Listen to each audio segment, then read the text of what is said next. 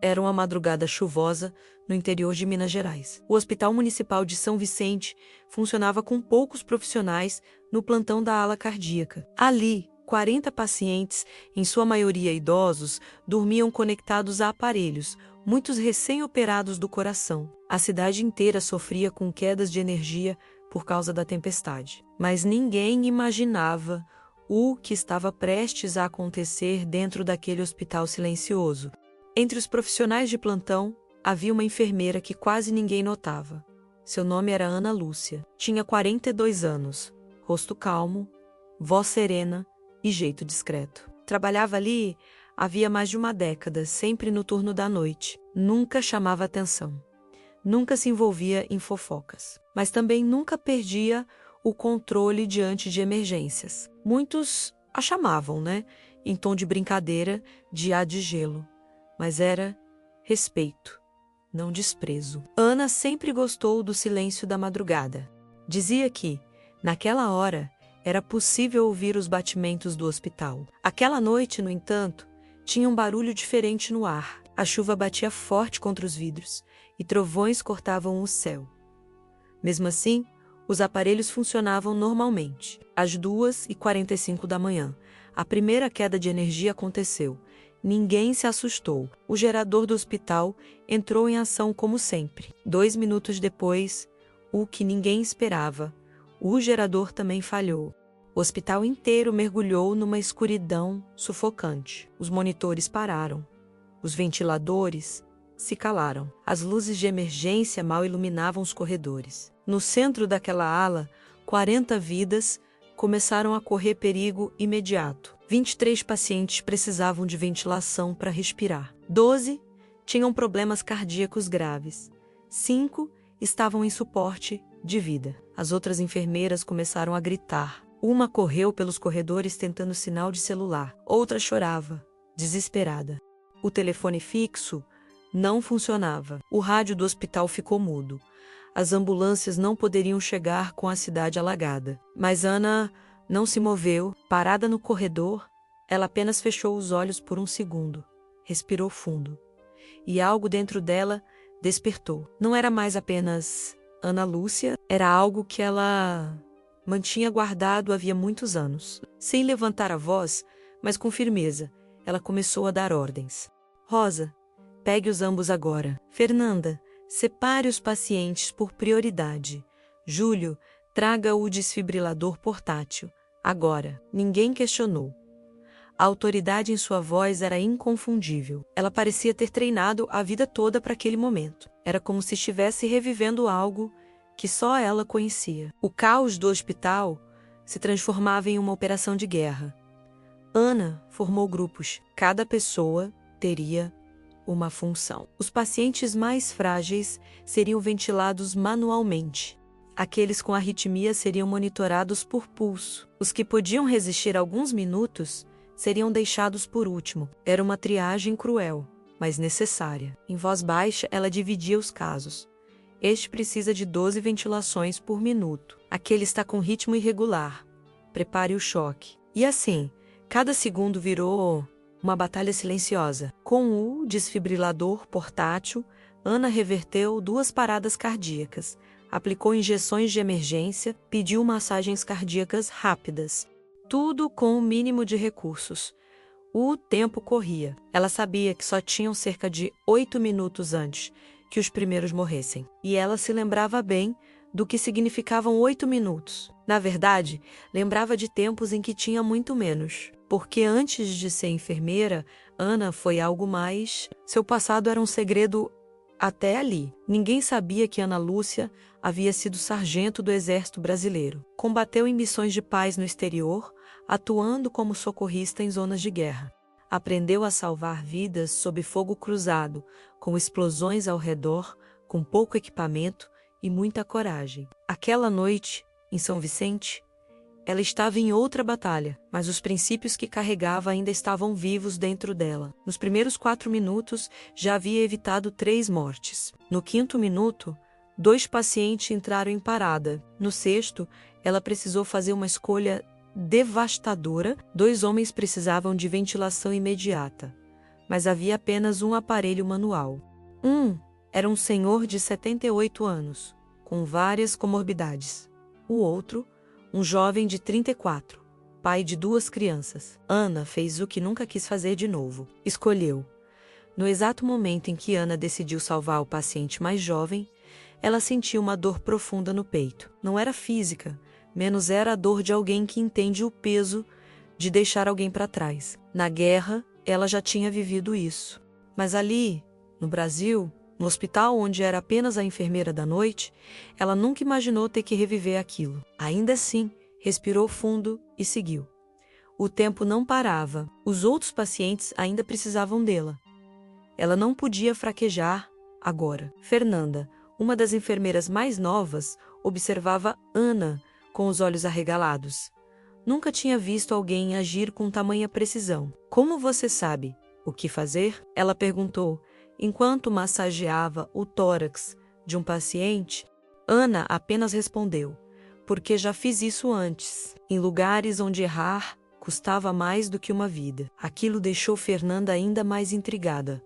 Mas não havia tempo para explicações. Cada respiração era um segundo a mais para alguém viver. No 7º minuto, Ana e Júlio conseguiram estabilizar mais 3 pacientes. A circulação artificial funcionava, mesmo com esforço humano. Rosa revezava com Fernanda nos ambos, enquanto Ana monitorava batimentos com toques rápidos no pulso.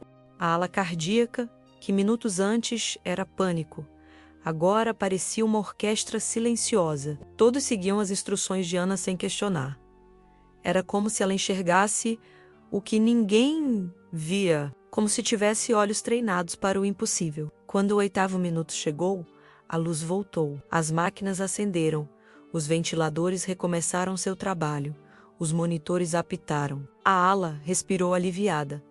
Mas Ana não parou. Ela revisou cada paciente, confirmou doses, examinou sinais vitais, um por um, com a calma de quem sabe que o pós-crise também pode matar. Quando terminou, olhou em volta. 39 pacientes vivos. Apenas um havia partido, e ela sabia exatamente quem era e por que o silêncio tomou conta. Os colegas agora a olhavam de outro jeito. Fernanda se aproximou, ainda segurando o ambu. Você é da polícia? Dos bombeiros? Ana balançou a cabeça. Não, só sou alguém que já esteve onde o caos é regra. Júlio, o técnico, não aguentou. Você foi do exército, não foi? Ela hesitou. Durante 13 anos, evitou essa conversa. Mas naquele momento, não havia mais como esconder. Fui. E é por isso que vocês estão todos aqui agora. Mais tarde, já com o dia amanhecendo, o diretor do hospital, Dr. Henrique, chegou ao plantão. Quando soube o que havia acontecido, pediu para falar com Ana em particular. Me contaram que você comandou tudo no escuro. Como conseguiu salvar tanta gente? Ela respirou fundo. Usei o que aprendi no campo de batalha. Triagem, priorização, ação rápida. Fiz o que precisava ser feito. O médico ficou em silêncio, surpreso. Você salvou o hospital inteiro. Ana abriu a bolsa e tirou de lá uma carteira gasta, de couro marrom. Dentro, uma identidade antiga. Nela, o nome. Sargento Ana Lúcia, Forças Armadas Brasileiras. O rosto era mais jovem, mas o olhar era o mesmo. Determinado, Dr. Henrique ficou alguns segundos olhando a foto. Por que nunca contou isso? Ela respondeu com simplicidade. Porque achei que não era mais relevante e porque muitas pessoas não entendem. Ele assentiu, respeitosamente, pois hoje tudo mudou. Durante os dias seguintes, o hospital inteiro só falava de Ana. Pacientes agradeceram. Famílias choraram de emoção. Colegas passaram a trotelar com reverência, mas o que mais surpreendeu Ana foi o convite que recebeu da diretoria. Uma nova função seria criada, coordenadora de emergências. Ela treinaria a equipe para situações críticas, usando sua experiência militar. Precisamos de alguém que saiba agir no limite, disse Dr. Henrique. Alguém como você, Ana, ficou em dúvida. Aceitar aquele cargo significava se expor, contar o passado que passou anos tentando enterrar, relembrar cenas que ainda visitavam seus sonhos nas madrugadas. Mas também significava poder salvar mais vidas e talvez, pela primeira vez, ensinar os outros a enfrentarem o caos com coragem. Ela conversou com a filha, Luísa, de 19 anos, estudante de enfermagem. Mãe, eu vi você no site do hospital. Estão te chamando de heroína. Ana sorriu, tímida. Não sou heroína, filha. Só fiz o que precisava, mas Luísa segurou sua mão. Mãe, você é a pessoa mais forte que eu conheço. Se puder ensinar outras pessoas a fazerem o que você fez, deve aceitar. Ana olhou para a filha com os olhos marejados. Naquele momento, ela viu que não precisava mais se esconder. O passado que ela tanto temia podia finalmente se transformar em algo bonito, algo que ajudaria os outros a sobreviver. Na semana seguinte ao apagão, Ana Lúcia passou a ser chamada de sargento pelos corredores, mas não, como piada menos era, com respeito. Os colegas que antes mal notavam sua presença, agora a olhavam com admiração. Alguns até com certo receio. Afinal, não é todo dia que se descobre que a enfermeira da madrugada já salvou vidas em zonas de guerra. Mas nem todos reagiram com empatia. Algumas pessoas começaram a desconfiar de sua presença ali e o julgamento, que ela conhecia bem, não demorou a aparecer. A chefe de enfermagem, Dona Lourdes, com quem Ana nunca teve muita afinidade, fez cara feia ao saber da nova proposta de cargo. Militar é militar, hospital é hospital, ela disse em voz alta na sala de reuniões. Outros concordaram em silêncio. Ela agiu por conta própria. E se algo desse errado? A sombra da dúvida foi lançada. O que antes era gratidão começou a se misturar com burocracia. Ana sentiu de novo o peso de carregar duas vidas, a do uniforme e a do jaleco. A tensão aumentou quando familiares do paciente que faleceu naquela noite, o senhor Moacir, um aposentado de 78 anos, vieram até o hospital. Estavam devastados. Queriam respostas. Por que ele? Perguntaram. Por que justo o nosso pai? Doutor Henrique, com firmeza, respondeu. Foi uma tragédia, mas graças a Ana, 39 pessoas sobreviveram. Mesmo assim, os olhos dos filhos de Moacir buscavam Ana. Queriam ouvir dela. Queriam entender o que ninguém queria dizer. Ana encarou os 3 filhos do paciente com um aperto no peito. Sentou-se com eles numa sala reservada, olhou nos olhos de cada um e falou a verdade. Naquela noite, tivemos 8 minutos e 40 pacientes. Fiz tudo que pude, mas tive que tomar uma decisão que nenhuma pessoa deveria tomar. Os filhos choraram. Um deles murmurou. Meu pai sempre disse que preferia salvar os outros do que ser prioridade. Ele teria entendido. Ana também chorou. Aquela dor não desapareceria. A repercussão do ocorrido chegou até a imprensa local. Um repórter apareceu no hospital com perguntas e câmeras, queria transformar Ana em manchete. Mas ela recusou. Não quero fama. Só quero que o hospital esteja preparado da próxima vez. Mesmo assim, sua história correu pelas redes sociais. Pessoas de outras cidades enviaram cartas, flores, mensagens. Veteranos militares se manifestaram. Para muitos, Ana se tornou símbolo de coragem. Para ela, era apenas um peso a mais no coração. Enquanto isso, a diretoria pressionava pela resposta definitiva. Ana aceitaria ou não o cargo de coordenadora, mas algo a incomodava. A ala onde tudo aconteceu continuava sem uma estrutura de emergência adequada. Mesmo com sua história, os protocolos do hospital não mudaram. Não adianta um nome bonito num crachá se o sistema continua falho, ela disse ao diretor. Dr. Henrique entendeu o recado. Ofereceu carta branca para Ana reestruturar os planos de emergência do hospital. Mas as tensões internas aumentavam. Lourdes, a chefe de enfermagem, começou a trotelar com frieza. Falava em público que Ana agiu fora do protocolo. Sugeriu uma sindicância. Ela salvou vidas, sim. Mas e se tivesse causado uma morte evitável? A dúvida pairou no ar. Ana voltou a ter pesadelos. Sonhava com helicópteros, tiroteios, com os gritos dos feridos nos campos de batalha. O passado insistia em bater à porta, e agora ela estava sozinha diante de um novo inimigo. A política interna. Numa manhã, ao chegar para o plantão, Ana encontrou sua gaveta revirada. Alguns papéis sumiram. Um bilhete anônimo dizia: "Esse hospital não é quartel." Aquilo a abalou. Sentou no vestiário, respirou fundo, lembrou das noites dormindo sob bombas, dos soldados que segurou pela mão até o último suspiro. E pensou: será que aqui é mesmo o meu lugar? Pela primeira vez, desde o apagão, ela pensou em pedir demissão, sumir, voltar a ser invisível, como sempre foi. Mas naquele mesmo dia, algo inesperado aconteceu. Luísa, sua filha, apareceu no hospital com um envelope nas mãos. Era uma carta da universidade, convidando Ana para palestrar num seminário de medicina de emergência. "Mãe, eles querem que você conte sua experiência. Dizem que pode salvar vidas em todo o país." Ana ficou em silêncio. Lágrimas desceram sem pedir licença. Pela primeira vez, alguém via valor no que ela carregava como fardo.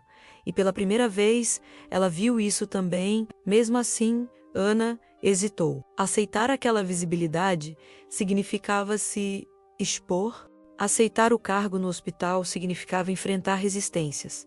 Voltar para o anonimato seria mais seguro. Mas quando entrou novamente na ala cardíaca e viu os pacientes vivos, as enfermeiras aplicando técnicas que ela ensinou informalmente e os colegas usando as palavras que ela gritou naquela noite, entendeu? O que nasceu ali não podia ser enterrado. Ela não podia recuar agora, não depois de tudo. Na segunda-feira seguinte, Ana Lúcia apareceu no hospital com a postura que ninguém mais ousava questionar. Trazia uma pasta na mão, cheia de documentos. Mas não eram papéis de renúncia. Eram os primeiros esboços do novo plano de emergência da unidade. Entrou na sala da direção, olhou nos olhos do Dr. Henrique e disse com firmeza: "Aceito o cargo, mas sob uma condição: quero autonomia para treinar cada funcionário aqui dentro." Do vigia, a diretora, o médico apenas respondeu: "A casa é sua." Em menos de 2 semanas, Ana começou a transformar o Hospital de São Vicente. Criou protocolos de triagem, simulados noturnos, treinamentos práticos, trouxe experiências reais do campo de batalha para dentro das salas de aula. Muitos estranharam no início, mas bastava ouvir um de seus relatos para entender que ela falava com a autoridade de quem já viu a vida se esvair nos próprios braços. Cada aula era mais que um ensinamento técnico, era um testemunho de sobrevivência.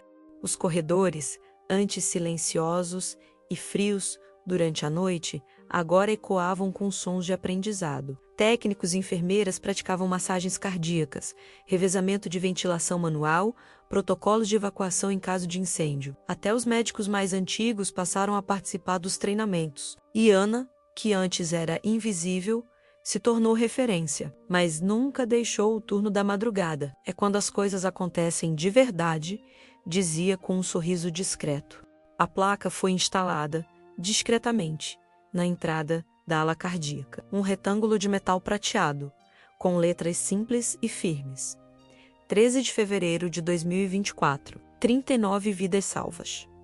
Em homenagem aos heróis silenciosos, nenhum nome estava ali, mas todos sabiam a quem aquele gesto se referia. Ana, ao ver a placa pela primeira vez, apenas tocou com a ponta dos dedos e ficou em silêncio por alguns segundos. Aquilo bastava. Ela não precisava de mais. Enquanto isso, Luísa, sua filha, assistia de longe à transformação da mãe. Viu uma mulher que por anos carregou fardos invisíveis se erguer diante de um sistema frio e rígido. "Mãe, eu quero ser como você", disse um dia ao chegar da faculdade. Ana sorriu. "Não queira ser como eu, filha. Seja melhor. Seja alguém que nunca precise esconder a própria força." E pela primeira vez, Ana sentiu que talvez tudo o que viveu não tenha sido em vão. O reconhecimento nacional veio pouco tempo depois. Um grande hospital universitário de Belo Horizonte convidou Ana para coordenar um programa estadual de resposta a emergências. Seria um cargo de prestígio, com salário alto e recursos de ponta. Mas ela recusou. Aqui é onde fui necessária, quando ninguém mais sabia o que fazer, respondeu. E aqui ainda há muito por fazer. Preferiu continuar onde era útil, entre os pacientes simples, os plantões solitários e os desafios de verdade. Ao longo dos meses seguintes, Ana foi chamada para ajudar em 3 grandes emergências: um deslizamento de terra na serra, um incêndio em uma creche e um caso de intoxicação coletiva em uma escola rural. Em todas as situações, aplicou os mesmos princípios: calma, priorização, ação direta. Salvou mais vidas, mas nunca se colocou como protagonista. Sempre dizia: a experiência que temos é uma ferramenta. O que fazemos com ela é o que importa. Em casa, ela finalmente reencontrou a paz. As noites de pesadelo deram lugar a sonhos tranquilos. Não porque esqueceu o passado, mas porque finalmente o transformou em algo útil. A guerra que antes a assombrava, agora morava em suas histórias. Histórias que ela contava em voz baixa, olhando nos olhos de quem precisava aprender a não ter medo. Ana Lúcia deixou de ser apenas uma enfermeira. Tornou-se um pilar invisível de força, coragem e compaixão. Nos corredores do hospital, passou a ser chamada de sargento com carinho. Os novatos aprendiam desde o primeiro dia. Se algo dar errado, procure a Ana. Mas ela sempre respondia do mesmo jeito: procure a si mesmo. Você também pode ser alguém que faz a diferença. E esse foi seu maior legado: ensinar que heroísmo não mora em fardas, nem em cargos, mora em decisões difíceis tomadas no silêncio da madrugada, quando ninguém está olhando. Então, da próxima vez que você cruzar com alguém quieto, alguém que não fala muito, que trabalha firme sem chamar atenção, lembre-se: talvez essa pessoa já tenha salvado vidas. Talvez ela tenha histórias que nunca contou. Talvez ela seja o herói que o mundo não vê. Porque os verdadeiros guerreiros não precisam de palco. Eles precisam apenas de um momento em que o mundo desaba. E eles seguram tudo no lugar. Siga nosso canal para mais histórias como essa.